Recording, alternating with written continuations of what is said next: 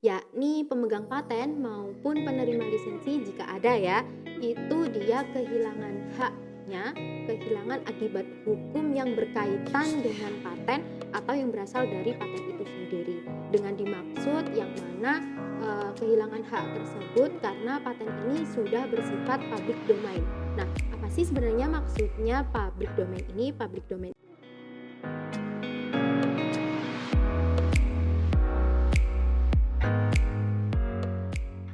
Halo Sobat Smart, berjumpa lagi bersama saya, Vica Chandra di Smart Podcast.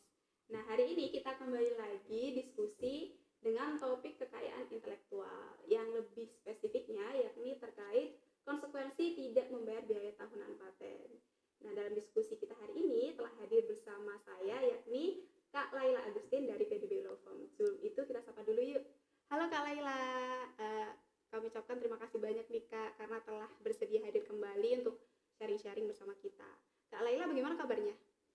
Halo Kak Vica, halo juga teman-teman. Alhamdulillah kabar saya baik. Terima kasih juga Kak Vica karena telah mengundang saya nih dalam podcast kali ini. Baik Kak, tadi kan di awal sudah saya singgung bahwa hari ini kita akan bahas terkait konsekuensi kita tidak membayar biaya tahunan paten. Nah, paten ini kan menjadi salah satu objek perlindungan hak kekayaan intelektual. Dan pastinya ada lah ya jangka waktu perlindungannya seperti merek seperti itu ya. Nah, apakah dalam hal ini paten ini sama seperti merek Kak, waktu bisa diperpanjang perlindungannya seperti itu? Oke, sebelum kita mengetahui apakah paten ini dapat diperpanjang atau tidak, kita perlu mengetahui juga bahwa paten memiliki dua jenis, yakni yang pertama ada paten biasa dan yang kedua ada paten sederhana. Dalam hal ini, paten biasa memiliki jangka waktu 20 tahun dan untuk paten sederhana memiliki jangka waktu 10 tahun. Kedua paten ini tidak dapat diperpanjang. Hal ini sebagaimana telah diatur dalam pasal 22 sampai 23 Undang-Undang Nomor 13 Tahun 2016 tentang paten. Baik Kak, tadi Kak Laila sebutkan bahwa perlindungannya ada 10 dan 20 tahun ya. Nah, dalam jangka waktu tersebut bisa nggak sih Kak paten ini tiba-tiba terhapus atau dihapus?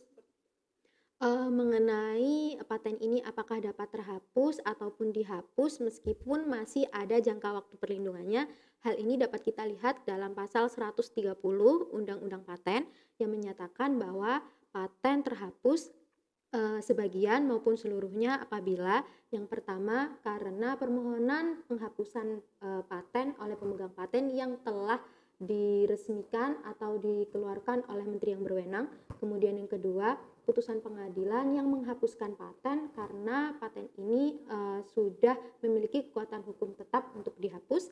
Kemudian yang ketiga, yakni putusan penghapusan paten yang dikeluarkan oleh menteri yang berwenang atau komisi banding paten.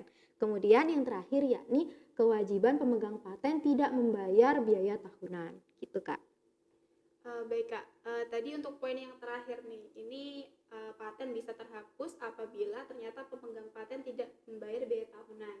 Nah, sebenarnya kita flashback ya Kak ya, pada zaman-zaman COVID dulu, itu kan banyak yang masyarakat ternyata secara ekonomi turun lah Kak ya. Nah, dalam hal ini kan otomatis kita tidak bisa membayar biaya tahunan paten. Nah, seperti itu konsekuensinya apa Kak? Mengenai hal ini paten itu dihapus nih Kak. Nah, tapi sebelum dihapus ada menteri yang berwenang ini harus memberitahukan kepada pemegang paten bahwa paten ini akan dihapus dalam jangka waktu 30 hari sebelum paten ini dinyatakan dihapus. Namun dalam hal ketika pemegang paten tidak dapat membayar biaya tahunan paten karena alasan finansial yang disampaikan Kak Vica tadi, sebenarnya ada solusinya nih Kak, yakni kita dapat melakukan penundaan pembayaran biaya tahunan paten. Nah, penundaan pembayaran biaya tahunan paten ini diajukan ke menteri yang berwenang dalam jangka waktu 7 hari sebelum paten ini jatuh tempo pembayaran biaya tahunan. Nah, penundaan ini juga memiliki jangka waktu paling lama yakni 12 bulan sejak batas tanggal waktu pembayaran biaya tahunan paten. Nah, kemudian juga pemegang paten dibebankan untuk membayar biaya tambahan yakni 100% dari biaya tahunan paten ketika melakukan penundaan. Jadi gitu, Kak. Baik Kak, berarti nanti ada pemberitahuan terlebih dahulu Kak ya. Iya. Lalu bagaimana kalau kita membayar tapi terlambat Kak? Itu bagaimana? Mengenai kita membayar biaya tahunan paten ini terlambat, hal ini, mendapatkan denda nih, Kak. Nah, berapa sih dendanya? Nah, dendanya yakni sebesar 2,5% per bulan, dari kewajiban yang harus dibayar atas keterlambatan pembayaran biaya tahunan pemeliharaan paten. Hal ini sebagaimana telah dijelaskan dalam Peraturan Pemerintah Nomor 45 Tahun 2016. Nah, saya berikan contoh nih Kak, yakni dapat kita lihat dalam putusan Mahkamah Agung nomor 18 PDT Suspaten garing 2018 garing Pengadilan Niaga Jakarta Pusat yang menyatakan bahwa hakim memerintahkan kepada tergugat atau menteri yang berwenang untuk menghidupkan kembali sertifikat paten dengan syarat pemegang paten atau penggugat ini harus membayar tunggakan biaya pemeliharaan paten dan denda yang telah ditentukan. Jadi dalam hal ini ketika terlambat membayar biaya tahunan paten maka dikenakan denda. Oke Kak, baik. Ini menjadi pertanyaan terakhir nih Kak. Kira-kira dalam hal paten kita ini dihapus, ini konsekuensi yang kita dapat sebagai pemegang paten bagaimana Kak?